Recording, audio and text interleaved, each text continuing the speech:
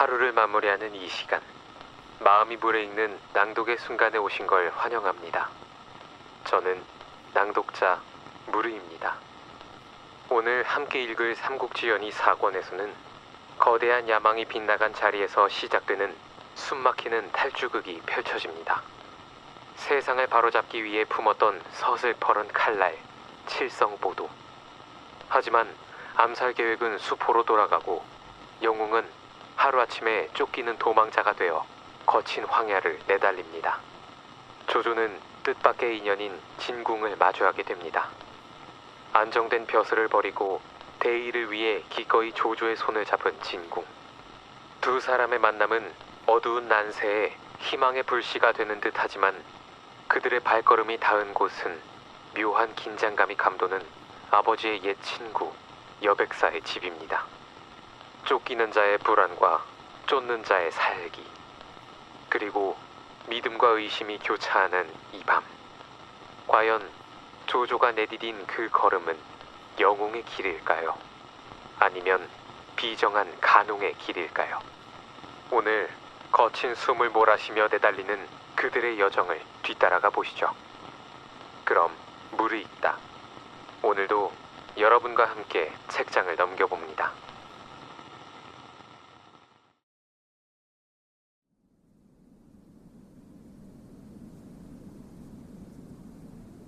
동탁이 원소를 죽이려고 하자 이유가 말려서 말하기를, 이를 어찌할지 아직 정하지도 않았는데 함부로 죽이면 안 됩니다.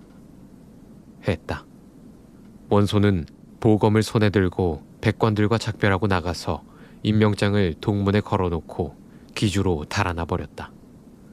동탁은 태부 원외에게 말하기를, 네 조카가 무례하지만 네 얼굴을 보아 잠시 용서하겠다.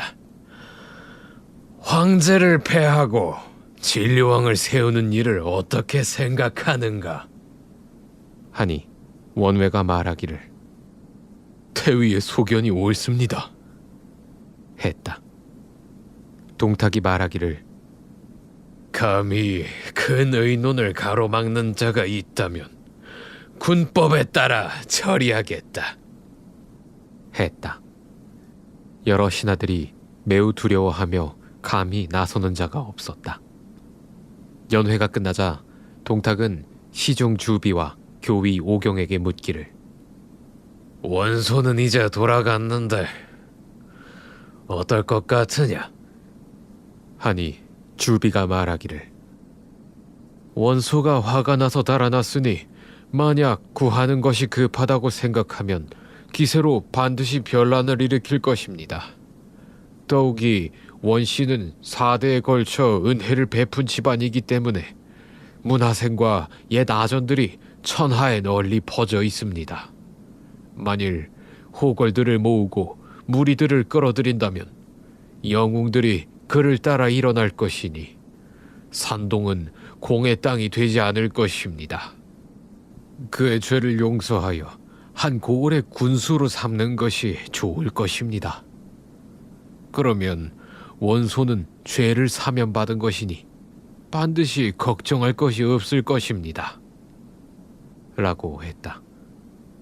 오경이 말하기를, 원소는 모의하기는 좋아하지만 결단력이 없어서 염려할 것이 없고 정말 군수나 한 자리 주어 민심을 얻는 것이 낫습니다. 하였다. 동탁은 그 말에 따라 그날로 사람을 보내서 원소를 발해 태수로 삼았다. 9월 초하루에 동탁은 황제를 가덕전에 오르게 하여 문무백관을 크게 모았다. 동탁이 칼을 빼어들고 문무백관에게 말하기를, 천자가 어리석고 나약하여 천하를 다스리기에 부족하다. 이제 여기 책문이 있으니 마땅히 여러분에게 읽어드리겠소. 하고 이에 이유에게 책문을 읽으라고 했다. 책문에 이르기를, 효령 황제께서 일찍 돌아가시고 황제가 그 뒤를 이으시니 온 천하 사람들이 우러러 보았으나 황제가 타고난 자질이 가볍고 위엄이 없어 상중에 있으면서도 게으르고 부덕함이 드러나니 황제의 자리를 더럽혔다. 황태후는 가르침에 어머니다운 법도가 없고 정치를 거칠고 어지럽게 하였고 영락태후의 갑작스런 죽음도 중론이 의심스럽게 생각한다. 삼강의 도와 천지의 기강이 없어지고 허물이 많다.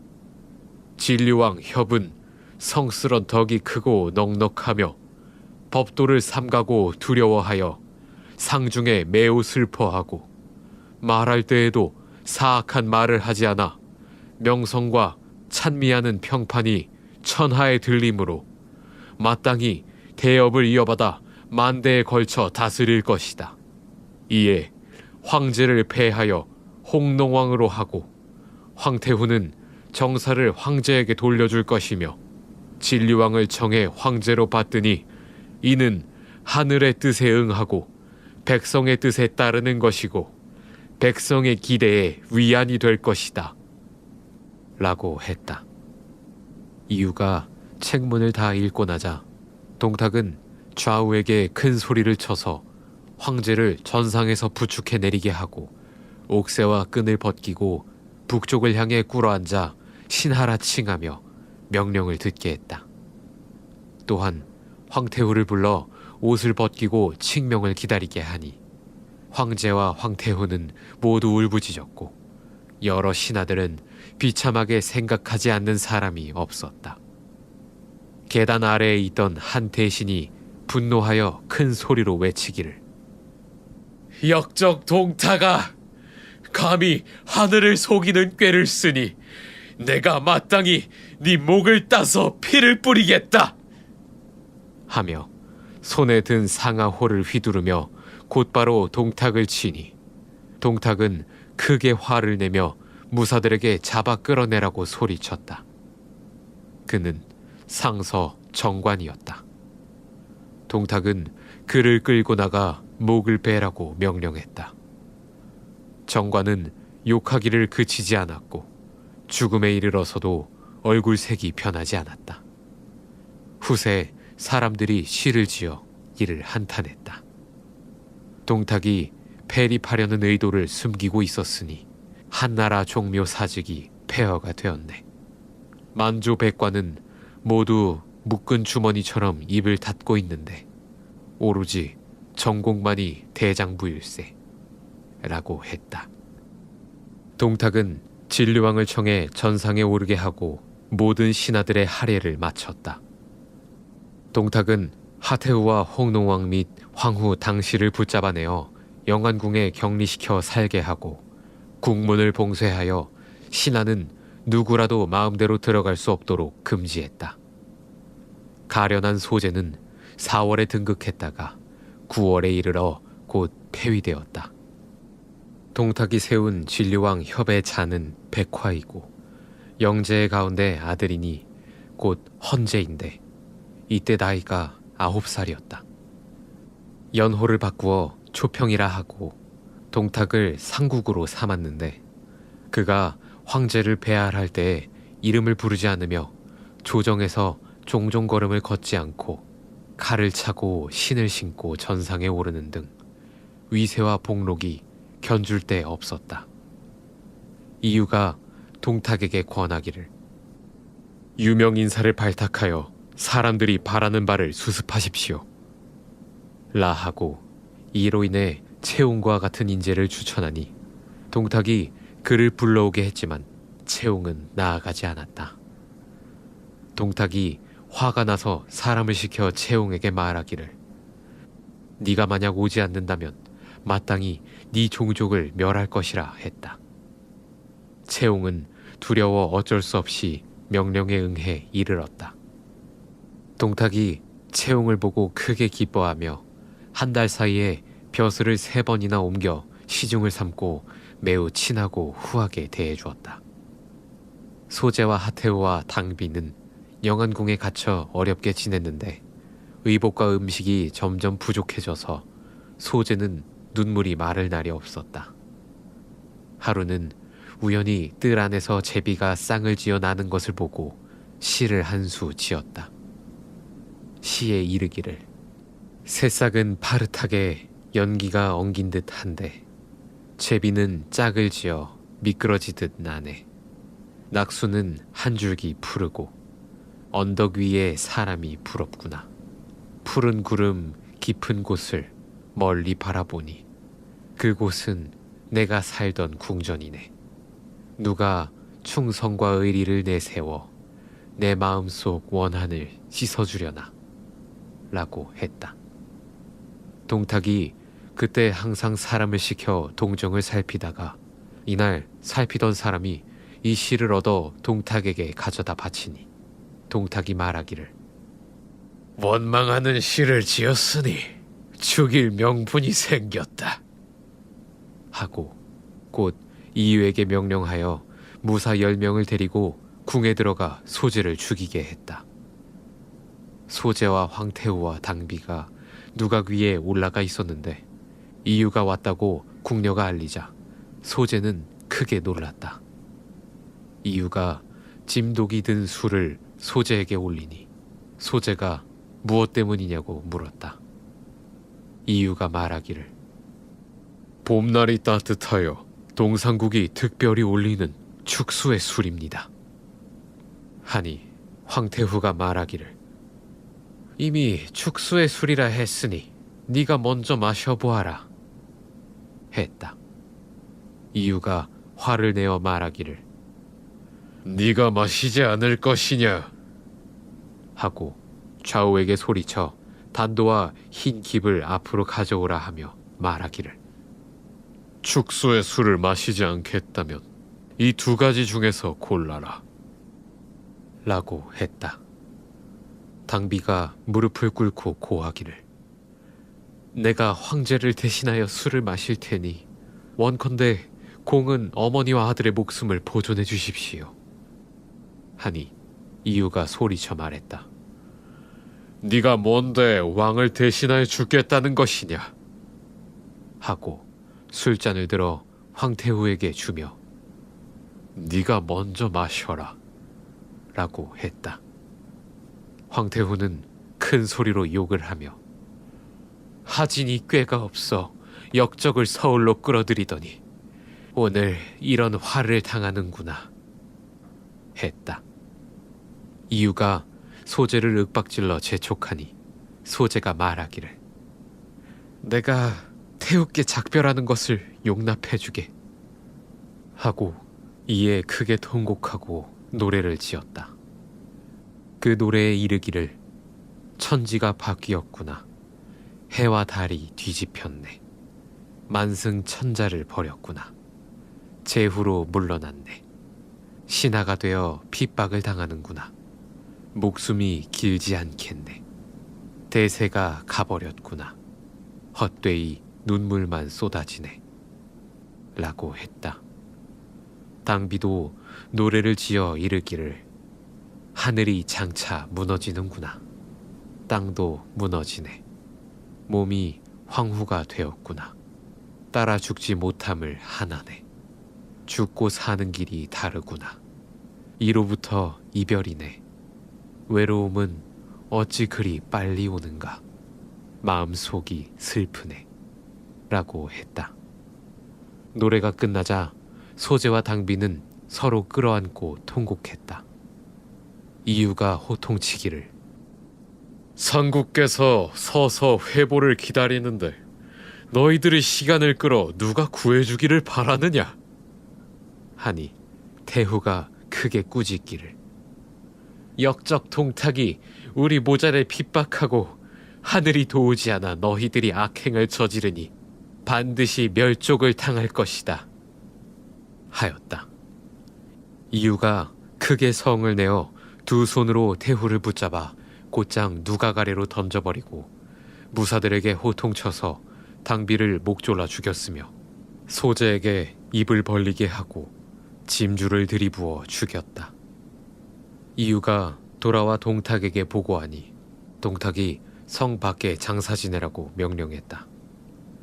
이로부터 동탁은 매일 밤 궁중으로 들어가 궁녀들을 가늠하고 용상에서 잠을 잤다. 동탁은 일찍이 군사를 이끌고 성을 나가 양성 지방에 이르렀다. 그때가 마침 2월이라 시골 백성들이 토지 신에게 제사를 지내느라 남녀가 모두 모여 있었다. 동탁이 군사들에게 명령하여 그들을 둘러싸서 모두 죽이라고 했다. 그리고 부녀와 재물을 노략질하여 수레 위에 싣고 1000여 명의 머리를 수레 밑에 매달고서 연이어 수레를 몰아 서울로 돌아왔다. 도적들과 싸워 대승을 거두고 돌아왔다고 떠벌리고 성문 밖에서 매달고 온 수급을 불태우게 하고 부녀자와 재물은 군사들에게 나누어 주었다. 월기교의 오부는 자가 덕유인데 동탁이 잔인하고 포악한 짓을 하는 것을 보고 분개하고 증오하여 마음이 편치 않았다. 일찍이 조복 속에 작은 갑옷을 입고 단도를 숨겨가지고 다니며 기회를 엿보다가 때가 왔을 때 동탁을 죽이려고 했다. 하루는 동탁이 조회에 들어가자 오부가 전각 아래에서 맞이하여 칼을 뽑아 곧바로 동탁을 찔렀다. 동탁은 힘이 세서 두 손으로 오부를 움켜잡았는데 여포가 마침 들어오다가 오부를 넘어뜨렸다. 동탁이 묻기를 누가 너에게 반역하라고 했느냐? 하니 오부가 눈을 부라리며 큰 소리로 꾸짖었다. 너는 나의 임금이 아니고 나는 너의 신하가 아닌데 어찌하여 반역이라 하느냐? 너의 죄악은 하늘까지 가득 차서 사람마다 너를 죽이고 싶어 한다. 내가 너를 거열하여 천하에 사죄하지 못한 게 한스럽다. 동탁은 크게 노하여 끌고 나가 쪼개어 발라 죽이라고 했다. 오부는 죽으면서도 입에서 욕을 멈추지 않았다. 후에 사람들이 시를 지어 그를 찬양하며 이르기를 한나라 말의 충신 오부를 말하자면 하늘을 찌르는 호기는 세상에 없네. 조당에서 역적을 죽이려다 이름만 남겼으니 만고의 대장부라 말할만 하네 하였다. 동탁은 이 일이 있고부터 출입할 때면 항상 무장병으로 호위하게 했다.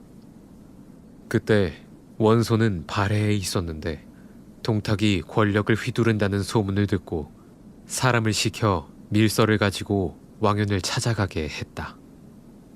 밀서에 대략 이르기를 역적 동탁이 하늘을 속여 임금을 패하는 것은 사람이 차마 입에 올릴 수도 없는 일인데 공께서는 그가 제멋대로 날뛰어도 그간 못 들은 척 하시니 어찌 국가에 보답하고 충성을 다하는 신하라 하겠습니까?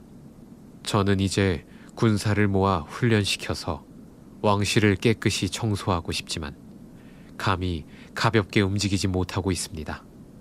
공께서도 만약 생각이 있으시면 틈을 보아 그것을 도모하시고 만약 시키실 일이 있으면 곧 마땅히 명령을 받들겠습니다. 라고 하였다.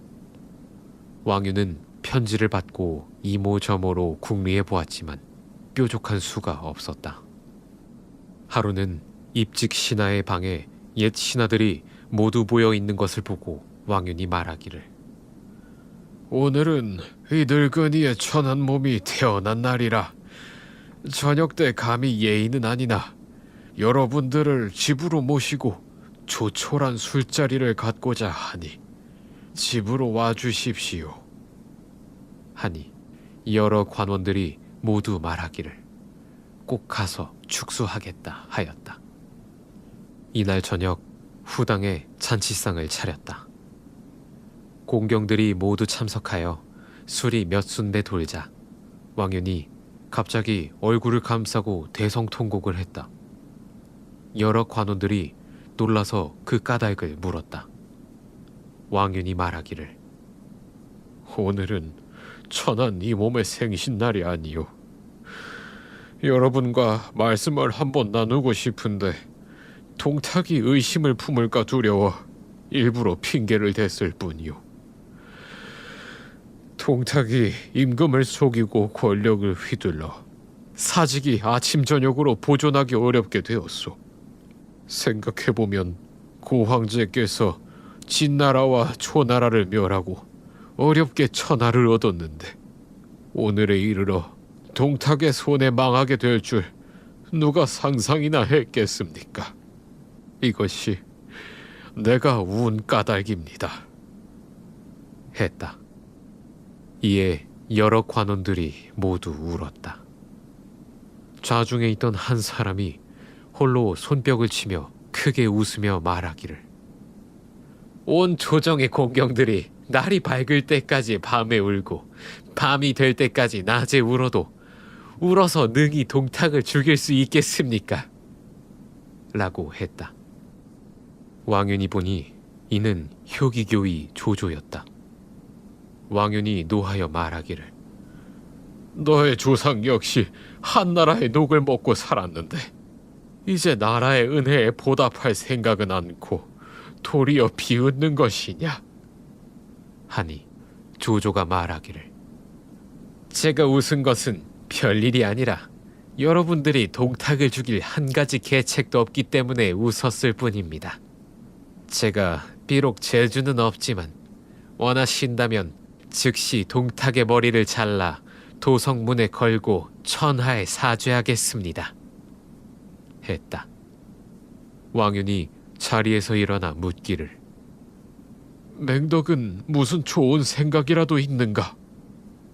하니 조조가 말하기를, 요즘 제가 몸을 굽혀 동탁을 섬기는 것도 실은 기회를 보아 그것을 도모하고자 하는 것입니다. 지금 동탁이 저를 꽤 믿고 있기 때문에 제가 동탁 가까이 갈 수 있는 때를 얻었습니다. 사도께서 칠성보도 한 자루를 갖고 계신다 들었는데 원컨대 저에게 빌려주셔서 재상부에 들어가서 동탁을 찔러 죽일 수 있다면 비록 죽는다 하더라도 한이 없겠습니다. 하였다. 왕윤이 말하기를, 맹덕이 과연 그럴 마음이 있다면 천하를 위해 매우 다행일세. 하고 왕윤이 친히 술을 따라 조조에게 받들어 주니 조조가 술을 땅에 뿌리며 맹세했다. 왕윤은 곧 보도를 가져다가 조조에게 주었다. 조조가 칼을 품속에 감추고 술을 마시고 나서 곧 일어서서 여러 관원에게 작별하고 돌아갔다. 여러 관원들도 잠시 더 앉았다가 또한 모두 흩어져 돌아갔다. 다음 날 조조가 보도를 차고 승상부에 이르러 묻기를, 승상께서는 어디 계시느냐? 하니 종이 말하기를, 작은 누각에 계십니다. 했다. 조조가 지름길로 들어가 뵈니 동탁은 침상 위에 앉아 있고 여포는 그 옆에서 모시고 서 있었다. 동탁이 말하기를, 맹덕은 어찌 이리 늦게 왔느냐? 했다. 조조가 말하기를, 말이 여위여 걸음이 느립니다. 하니 동탁이 여포를 돌아보며 말했다. 내게 서량에서 보내온 좋은 말이 있으니 봉선이 직접 가서 한 마리 골라 맹덕에게 주어라. 여포가 명을 받들어 나가자 조조는 속으로 생각하기를, 이 역적이 죽음을 맞는구나 하고 즉시 칼을 뽑아 찌르려고 하다가 동탁이 힘이 센 것이 두려워 감히 가벼이 움직이지 못했다.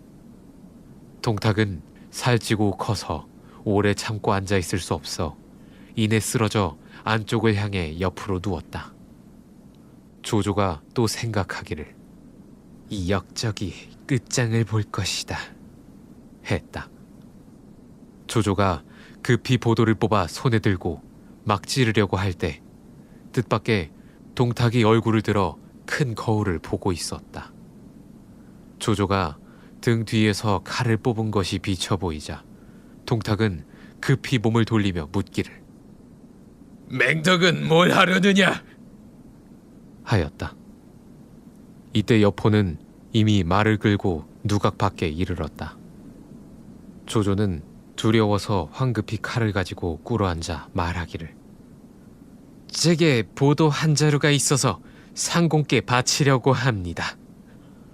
하니 동탁이 그것을 받아들고 보니 칼의 길이는 한 자 남짓했고 칠보를 박아 장식했는데 그 끝이 아주 날카로워 과연 보도였다. 동탁은 여포에게 건네주며 거두어두라고 했다. 조조는 칼집을 풀어 여포에게 주었다. 동탁은 조조를 이끌고 누각을 나와 말을 보여주었다. 조조가 감사하며 말하기를, 시험 삼아 한번 타보고 싶습니다. 하니 동탁은 조조에게 안장과 고삐를 주라고 했다. 조조는 말을 끌고 승상부를 나와 채찍질을 하여 동남쪽을 바라보고 달아났다. 여포가 동탁에게 말하기를, 조금 전 조조가 칼로 찌르려 하다가 정체가 탄로나자 일부러 칼을 바치겠다고 한 것 같습니다. 하니 동탁이 말하기를, 나 또한 의심했다. 라고 했다. 이야기를 한창 하고 있는 사이에 마침 이유가 왔다. 동탁이 그 일을 알려주니 이유가 말하기를, 조조는 서울에 아내와 아이도 없이 임시 처소에 홀로 살았습니다. 지금 사람을 보내 불러보십시오. 만일 그가 의심 없이 온다면 이것은 칼을 바치려던 것이고, 만일 이유를 대면서 오지 않는다면 반드시 찌르려던 것이니 즉시 붙잡아서 문초해야 합니다. 했다. 동탁이 그 말을 옳게 여기고 즉시 옥졸 4명을 보내 조조를 불러오게 했다. 간지 한참 있다 돌아와서 보고하기를, 조조는 거처하는 곳에 돌아가지 않고 말을 타고 동문으로 나는 듯이 나갔는데 문지기가 물으니 조조가 승상께서 긴급한 공무로 나를 보냈다며 말을 놓아 달려갔다고 했다. 이유가 말하기를, 조조놈이 제 발에 절여서 도망쳤으니 찌르려고 했던 게 틀림없습니다. 하니 동탁이 크게 노하여 말하기를, 내가 그토록 중용했는데 도리어 나를 해치려고 했단 말이냐? 했다. 이유가 말하기를, 이 일에는 반드시 공모자가 있을 것이니 조조가 잡히는 것을 기다려야 알아낼 수 있을 것입니다. 라고 했다.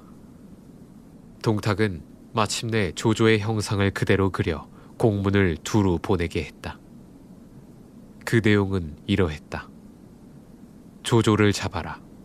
잡아서 바치는 자에겐 천금의 상을 내리고 만호후를 봉하겠지만 숨겨주는 자는 같은 죄로 다스리겠다. 한편 조조는 성 밖으로 도망쳐 나오자 초군으로 나는 듯이 달아났다. 도중에 중모현을 지나다가 관문을 지키는 군사들에게 붙잡혀 현령 앞으로 끌려갔다. 조조가 말하기를, 나는 나그네 상인으로 성은 황보입니다. 하니 현령이 조조를 자세히 보더니 한참 망설이다가 말하기를, 내가 전에 벼슬자리를 구하려고 낙양에 있을 때 네가 조조라는 걸 일찍이 알았는데 어찌하여 꺼리어 숨기느냐. 우선 감옥에 넣었다가 내일 서울로 압송하여 상을 청해야겠다. 라고 했다. 그리고 관문 군사들에게 술과 밥을 주고 돌아가게 했다. 한밤중이 되자 현령이 시종을 불러 몰래 조조를 꺼내어 곧바로 후원으로 데려오게 하고 자세히 캐묻기를, 내가 듣기로 승상께서 너를 박하게 대접하지 않았다는데 무슨 까닭으로 화를 자초하였느냐 했다. 조조가 말하기를, 제비나 참새가 어찌 기러기와 고니의 뜻을 알겠느냐. 너는 이미 나를 잡았으니 압송에 가서 상을 청할 것이지 하필 여러 말 물을 게 있느냐. 현령이 좌우를 물러가라 하고 조조에게 말하기를, 너는 나를 얕보지 말라. 나는 속된 관리가 아니다. 내가 아직 주인을 만나지 못했을 뿐이다. 라고 했다. 조조가 말하기를, 나는 조상 대대로 한나라 녹을 먹었는데 만약 나라의 은혜를 갚을 생각을 않는다면 새나 짐승과 어찌 다르겠는가. 내가 몸을 굽혀 동탁을 섬겼던 것은 틈을 타서 그를 도모하여 나라를 위해 해로움을 제거하고자 한 것이다. 이제 이를 이루지 못했으니 이는 하늘의 뜻이다. 하였다. 현령이 말하기를, 맹덕은 이번 행로에 장차 어디로 가려고 하오? 했다. 조조가 말하기를, 나는 고향으로 돌아가 거짓 조칙을 발송하여 천하의 제후를 불러 군사를 일으켜 동탁을 함께 죽이려는 것이 나의 소원이오. 하였다. 현령이 그 말을 듣자 이어 손수 조조의 결박을 풀고 부축하여 자리에 앉게 하고 두 번 절하며 말하기를, 공은 참으로 천하의 충이지사요. 하였다. 조조도 또한 절을 하고 현령의 성명을 물으니 현령이 말하기를, 나의 성은 진이고 이름은 궁이며 차는 공대입니다. 노모와 처자는 모두 동군에 살고 있는데 지금 공의 충이에 감동하여 벼슬을 버리고 공을 따라 도망치려고 합니다. 하였다. 조조는 매우 기뻤다. 이날 밤 진궁은 여비를 챙겨 조조와 함께 편한 복장으로 갈아입고 각각 칼 한 자루를 짊어지고 말을 타고 조조의 고향으로 떠났다. 사흘을 달려 성고지방에 이르러 날이 저물려고 할 때 조조가 채찍으로 숲이 우거진 곳을 가리키며 진궁에게 말하기를, 이곳에 내가 아는 한 사람이 있는데 성은 여이고 이름은 백사인데 내 아버지와 결이 형제를 맺었소. 거기 가서 집안 소식도 물어보고 하룻밤 묵어갈 수 있는지 살펴보는 것이 어떻소? 하니 진궁이 말하기를, 그거 아주 좋지요. 했다.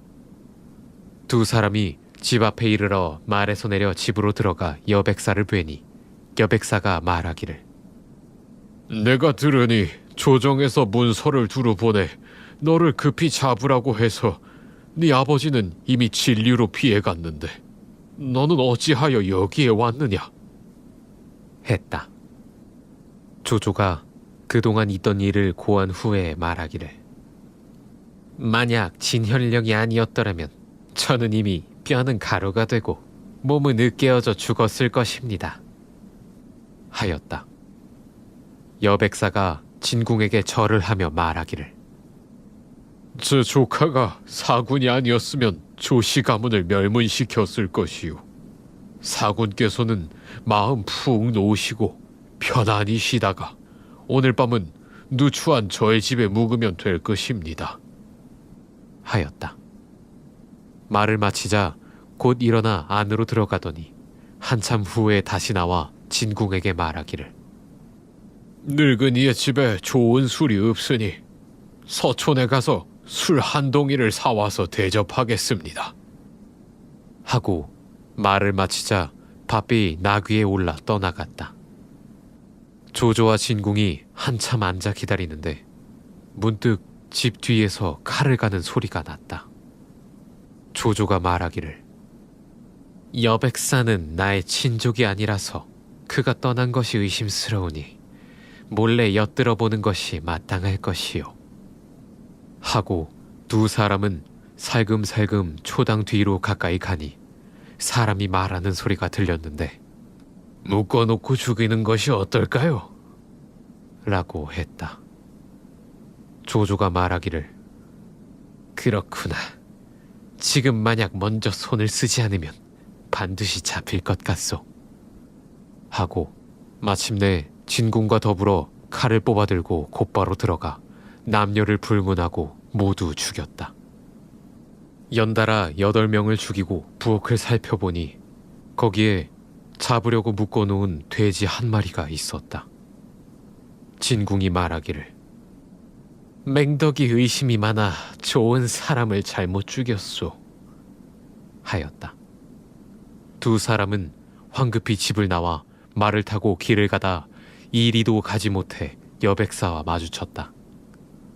여백사는 나귀의 안장턱에 술 2병을 메어 달고 손에는 과일과 채소를 들고 오면서 외쳐 말하기를 조카와 사군께서는 무슨 까닭에 그냥 떠나시오 했다. 조조가 말하기를 죄를 지은 사람이라 감히 오래 머물 수 없습니다 했다. 여백사가 말하기를 내가 이미 집사람들에게 돼지를 잡아 대접할 준비를 하라고 분부해 두었는데 조카와 사군께서 어찌하여 하룻밤 묵는 것도 마다하시오. 빨리 말머리를 돌리시오 했다. 조조는 뒤도 돌아보지 않고 말을 채찍질하여 달려가더니 몇 발짝 가지 않아 갑자기 칼을 빼어들고 다시 돌아와 여백사를 보고 소리치기를 거기 오는 사람이 누구시오? 하니 여백사가 머리를 돌려 쳐다볼 때 조조는 칼을 휘둘러 여백사를 베어 나귀 아래로 떨어뜨렸다. 진궁이 크게 놀라 말하기를 조금 전에도 잘못을 저질렀는데 지금은 또 왜 그러시오? 하니 조조가 말하기를 여백사가 집에 돌아가 많은 사람이 죽은 것을 보고 어찌 가만히 있겠소. 만약 무리를 이끌고 쫓으면 반드시 그 화를 당할 것이오 하였다. 진궁이 말하기를 그가 죄가 없다는 것을 알면서 일부러 죽이는 것은 몹시 불의한 짓이오 하니 조조가 말하기를 차라리 내가 천하의 사람들을 배신할지언정 천하의 사람들이 나를 배신하게 하지는 않겠소 라고 했다. 이날 밤에 몇 리를 더 가서 달이 밝은 가운데 여관의 문을 두드려 투숙했다. 말을 배불리 먹이고 조조는 먼저 잠이 들었다. 진궁은 깊은 생각에 빠져 나는 조조가 좋은 사람인 줄 알고 벼슬까지 버리고 그를 따라왔는데 원래 이 사람은 이리와 같이 잔인한 마음을 가진 무리였던가. 오늘 살려두었다가는 반드시 후환이 되겠구나 하고 문득 칼을 빼서 조조를 죽이려고 했다. 이야말로 이리와 같이 독한 마음을 쓰니 좋은 사람은 아니고 조조와 동탁은 원래 같은 부류의 인간이 아니었을까.